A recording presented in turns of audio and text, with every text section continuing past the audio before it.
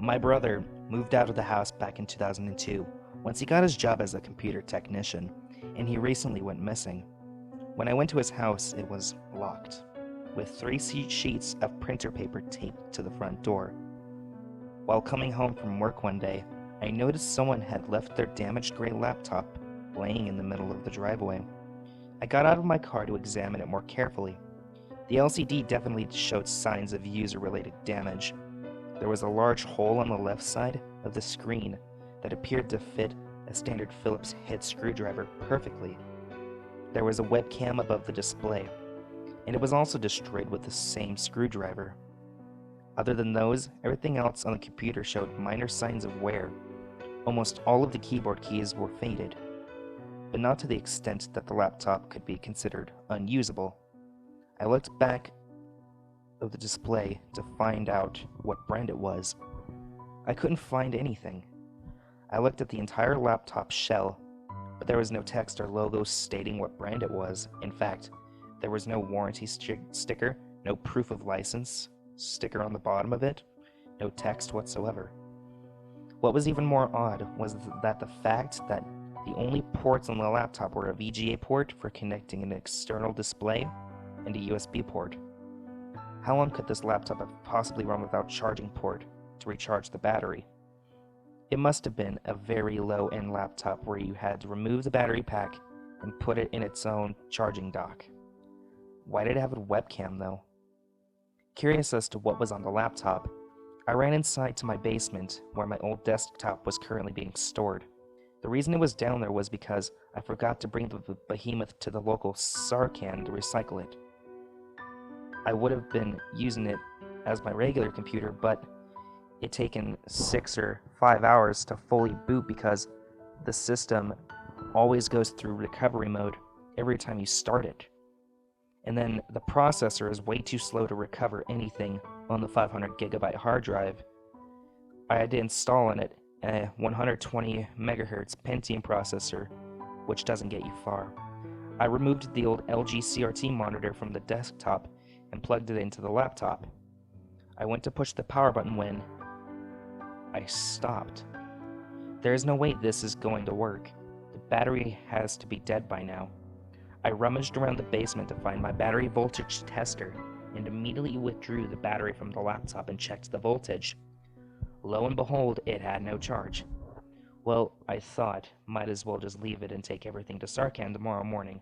With that, I unplugged the display from the laptop, put it back into the desktop, and simply left everything downstairs. After leaving the basement, I went to go watch some TV for about 3 hours before going to bed. I was suddenly awakened from my deep slumber by the sound of a Windows 2000 startup jingle. I fell out of my bed. It was so deafeningly loud. I swore someone was holding a pair of speakers right next to my ears. I stood up in a groggy daze, and it took a couple of minutes to figure out what that sound was. The desktop? I must have accidentally hit the power switch while trying to switch monitors. I headed to the basement, but froze in the middle of the steps.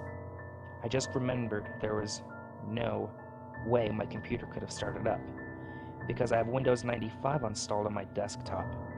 I was reluctant to go down the steps after that, but my common sense started kicking in, and I thought I was getting my OSS mixed up. When I walked down, I was shocked to see that my desktop wasn't on. In fact, I remembered it wasn't even plugged in. I had to make sure of it though. I checked behind the desktop. Everything else was plugged in except for the power. There was absolutely no chance of that laptop turning on. It was impossible. I removed the battery from the laptop again and rechecked the voltage. This time, I couldn't get a direct number. The voltage tester was just going insane. I reinserted the battery and pressed the power button on the laptop. Some indicator lights flashed, meaning the computer definitely started. Except this time, the startup jingle wasn't played at all. I needed to see what was going on here. I connected the CRT monitor back into the laptop, and what I saw was a bare desktop with 3 icons in the corner. The taskbar was empty, and there was no start menu button. The wallpaper was black. Why would anyone do this to their desktop? Anyone could remove all the icons. but they had to be pretty skilled hackers to remove the Start menu button. Of the 3 icons, one was a Games folder, one was a Videos folder, and the last was a DOS folder. Command Prompt Program. Maybe this was a kid's laptop? Clicking on the Games folder confirmed my suspicions. A little girl must have owned this laptop. I felt some remorse for the poor girl because there was only one game in the folder. The program was named Princess.exe. I clicked on it just to see what the game was like. A fully animated title screen came up, with various genetic fairytale princesses twirling the screen. And then the logo flew down with a bunch of sparkly doves holding it. The game was called Princess Creator, Make Yourself Beautiful. So it must have been one of those low-budget put ping of various clothing items onto a photo of yourself games. I was right. As the menu popped up, I was given an option to dress up or to view pretty pictures. I wanted to see what the girl looked like, so I clicked on the second option. She had to have been no more than 5. On top of that, she looked very cute. She was either Mexican or Spanish origin. She wore a somewhat tattered white dress with a small red frills around the sleeves and collar. It had small roses on it. I smiled as she looked like she had a lot of fun putting a virtual tiara on her head. However, browsing through the photos, about halfway through, there were pictures of a room with nothing else but a bed inside. She must have been dodging the camera for the hell of it, I guess. After that, I felt I had seen enough with that program, and might as well go see what the other 2 files were on the laptop. I decided to go onto the command prompt program to see if I could locate any other files on the hard drive. I simply got a command line with no drive letter. Okay, this is really strange, I thought. I typed into the command box, start C drive, to see if I could open the directory I wanted to explore. I pressed enter, and the DOS simply replied, start is not recognized as an internal or external command, opera program, or batch file. After a few seconds, the program crashed, bringing me back to the desktop. So I guess the last thing to look at is the videos. I double-clicked the folder, and the screen faded to black. I thought it had crashed, but I noticed that there was a small underscore flashing in the top left corner. Suddenly the text, start videos 01.wmv, flashed briefly. Then a video appeared in full screen. It was the girl again. This time she was smiling, bouncing slightly in excitement. Her happiness made my heart feel a bit warm. My guess that was she must have been recording herself play the dress-up game with a webcam. At first, she was simply moving her finger across the trackpad, clicking, then giggling excitedly for a bit. She must have been laughing at the things she put herself in the game. After about 2 minutes or so, the screen would cut to black for a fraction of a second, and then return to the girl playing the game. This time, however, she was dressed differently. In a simple, pink t-shirt with the words "Go Go Girl" scratched in glitter. I guessed the game was recording her every time she started it, without her knowing. This made me feel sort of uneasy. I mean, why would anyone program a game to do that? Well, whatever. I guess it was going to be some sort of thing over and over with the video, so I might as well turn off the computer. I reached over and pressed the power button, and it didn't shut off this time. The video continued to play, and I saw the girl this time was wearing an orange tank top with nothing on it.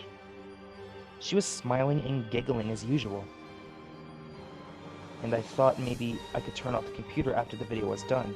It couldn't be that long. The video just seemed to drag on, with more cuts of her playing the game in a different outfit.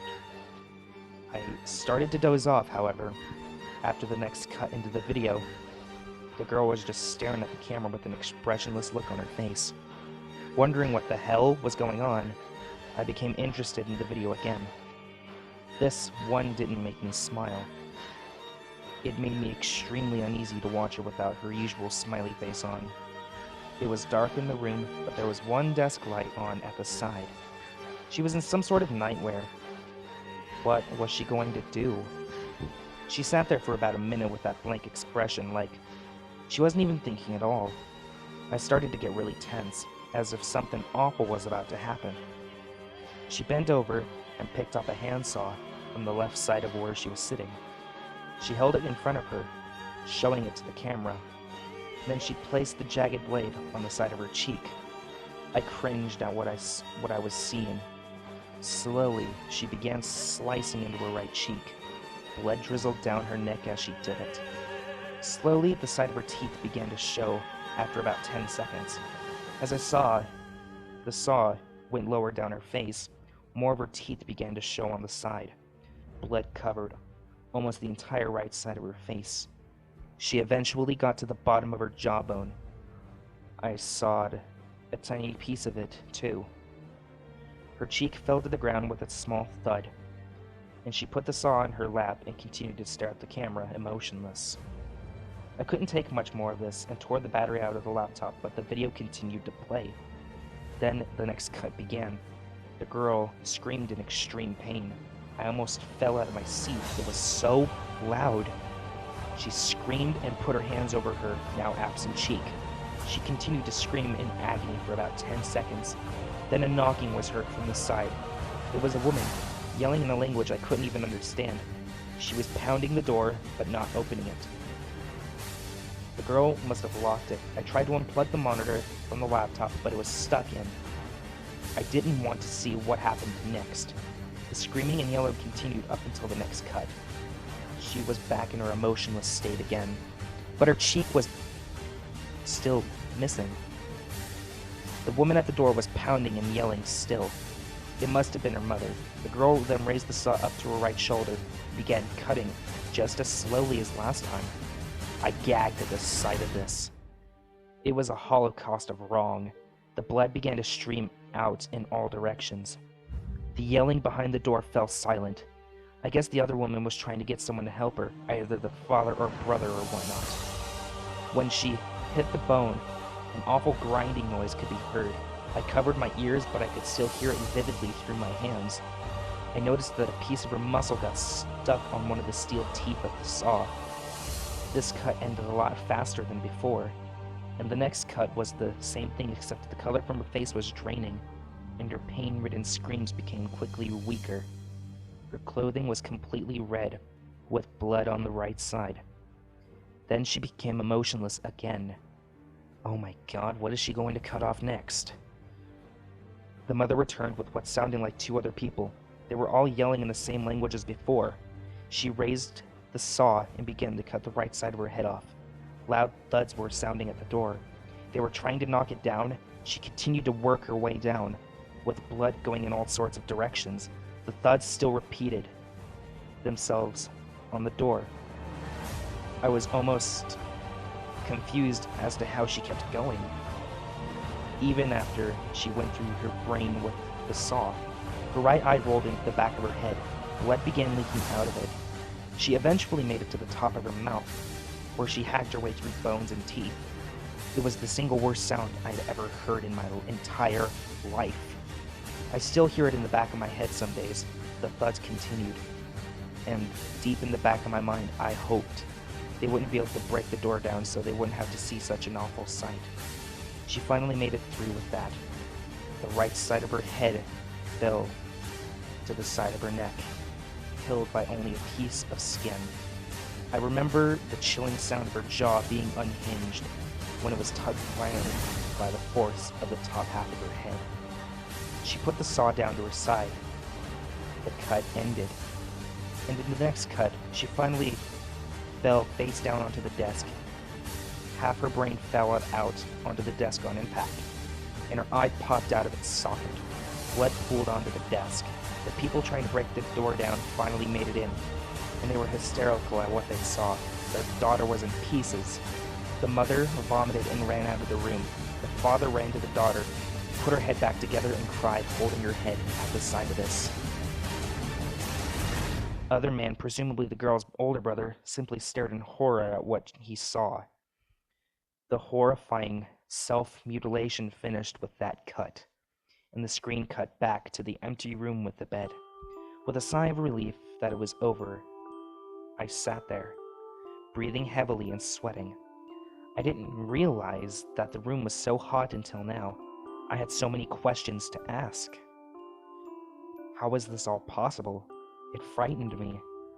I spent a good 30 minutes sitting in the chair, and finally I got the courage to get up. I looked back at the laptop for what I hoped was the last time. The room with the bed glared on the screen. Then it cut to something else. It was a cut of my face in the basement using the laptop.